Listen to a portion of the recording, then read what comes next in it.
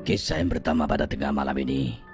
Ini kiriman yang saya terima datang daripada Alif. Assalamualaikum Kisi. Nama saya Alif.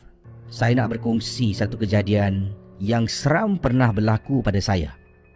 Saya ni pada waktu kejadian ini berlaku bekerja part time pada shift malam di salah sebuah factory di Johor. Jadi kerja shift malam dekat factory ini tak ramai pekerja Kisi. Sebabnya supervisor tidak ada dan juga office pun tutup. Yang hanya bertugas adalah mereka yang bertugas dekat kawasan line production dan juga pengawal keselamatan yang ada. Jadi kalau malam tu ada masalah, kita hanya laporkan kepada team leader. Team leader ni akan beritahu kepada orang atas ataupun pada supervisor yang hanya bertugas pada waktu pagi dan petang. Jadi shift malam tak ramai orang. Jadi anda dapat gambarkan factory yang dia bertugas di Malaysia ni. Alif berkongsi pengalamannya. Jadi Casey, apa yang berlaku? Saya ni tengah duduk dekat production line lah, tengah buat kerja saya. Tiba-tiba dua kali saya nak bangun pergi ke tandas. Tapi oleh kerana saya teringat akan sesuatu kejadian, saya batalkan niat saya. Dua kali Casey nak terkucil, saya tahan. Biasalah duduk dekat aircon, tahan. Kemudian nak terkucil lagi, saya bangun. Bila teringat balik kejadian pernah berlaku pada kawan saya, dan saya juga pernah hampir-hampir alami benda yang sama, saya cuba tahan sedaya yang saya mampu. Apa yang berlaku sebenarnya? Beberapa bulan sebelum ini, beberapa kawan saya yang bekerja di tempat yang sama, pada waktu malam pergi ke tandas. Waktu malam ni tandas yang boleh digunakan hanya satu tandas. Tandas dekat dalam production line tu, situ ada satu tandas, dalam tu satu je tandas yang dibuka. Yang lain semua akan dikunci. Tak tahu kenapa dikunci, tapi dikunci. Dan hanya akan beroperasi tandas-tandas tu bila pekerja-pekerja yang bertugas di pejabat mula bertugas. Jadi, gangguan yang berlaku oleh kawan saya. Dia pernah masuk dalam tandas, yang mana saya katakan tandas ni saya nak pergi, saya takut.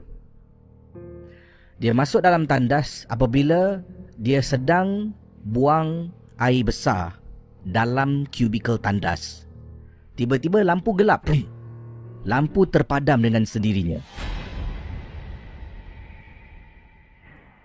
Dan apa yang berlaku? Dia dalam tandas, di dalam tandas tu dia dengar bunyi kedem, kedem, kedem, kedem.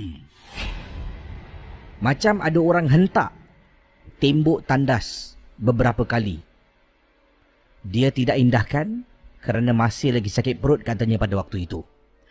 Dan akhirnya setelah dia habis, dia bersihkan diri, tiba-tiba kata kawan saya pada waktu itu, dia terperasan kalau lampu tandas mati, dia ada menggunakan sejenis lampu emergency tau. Lampu emergency ni sentiasa akan hidup.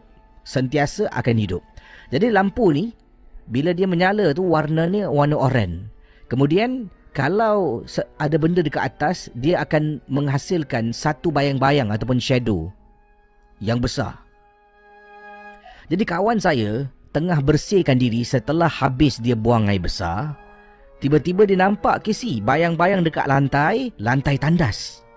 Kepala orang Dia tak berani nak mendongak, tapi dia nampak dengan jelas. Kata dia, "Aku nampak kepala orang kata kawan saya. Yelah, bila Casey ambil lampu, Casey cuba letak lampu dekat atas dan Casey letak tangan, pastinya akan ada bayang-bayang dekat bawah. Macam itulah keadaan yang kawan saya ceritakan. Dia nampak ada kepala, seolah-olah kepala tu menjenguk daripada bahagian atas kubikel yang dia sedang duduk menghabiskan projeknya. Selepas dia habis, dia cuci bersih, dia keluar lari daripada tandas tu.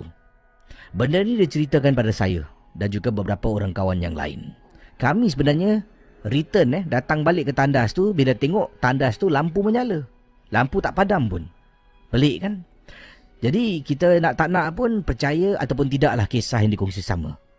Kadang-kadang benda tak jadi pada kita, kita susah nak percaya Casey. Tiba-tiba terkena pada saya. Tapi saya hampir-hampir Kisi terkena pada waktu itu. Saya masuk tandas. Memang niat di hati nak buang air Kisi. Jadi masuk tandas, tengah jalan dekat cermin, tiba-tiba saya ni terus tengok cermin. Tengah nak picit jerawat. Saya pun ada jerawat nampak ni. Tak tahu lah ni jerawat apa. Dekat dahi lagi Katanya saya tengah jalan nak masuk kubikel ni, nampak cermin, saya terus nak picit jerawat saya.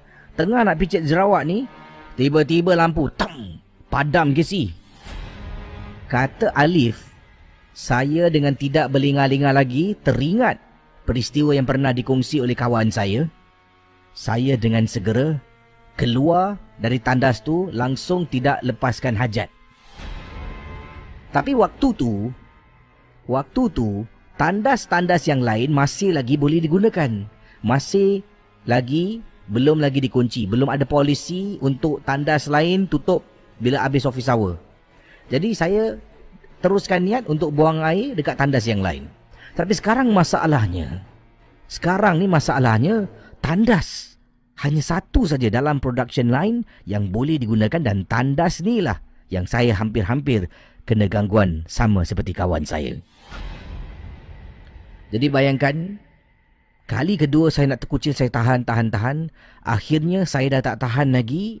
Saya tebalkan muka, saya jumpa salah seorang pekerja dekat sana yang saya tak rapat sangat. Saya tanya, kau boleh tolong temankan aku tak? Aku nak pergi toilet lah, aku tak tahan. Sebab saya yakin ramai juga yang pernah dengar kisah ni. Dia bangun Kisi, dia kata, okey jom. Aku pun sebenarnya nak pergi toilet. Dia pun takut.